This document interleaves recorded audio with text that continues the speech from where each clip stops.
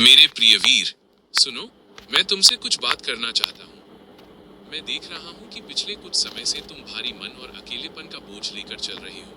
दुनिया की भीड़ में भी तुम खुद को अकेला महसूस करते हो और तुम्हारा ये संघर्ष मेरी नजरों से ओझल नहीं है।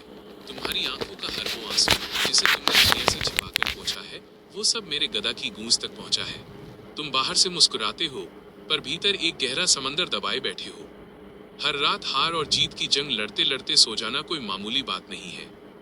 विश्वास मानो, अगर तुम्हारी जगह कोई कमजोर मन का व्यक्ति होता तो शायद घुटने टेक चुका होता, पर तुम अडिग हो क्योंकि तुम्हारे भीतर मेरा अंश है।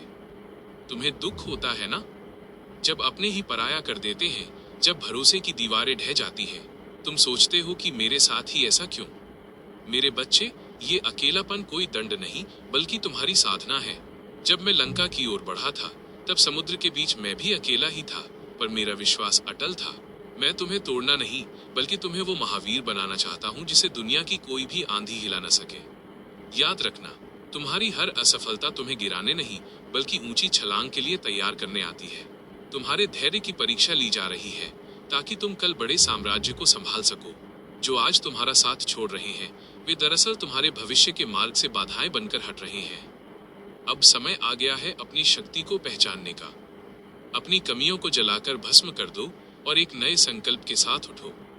जिस दिन तुम खुद पर विजय पालोगे, उस दिन पूरी सृष्टि तुम्हारे कदमों में होगी। दिखावे के रिश्तों के पीछे मत भागो। जब कोई हाथ थामने वाला ना मिले, तो आंखें मूंद कर मुझे पुकार लेना। मैं तुम्हारे पीछे ढाल बनकर खड़ा मिलूंगा। नकारात्मक विचारों की लंका को अपने मन में प्रवेश मत करने दो।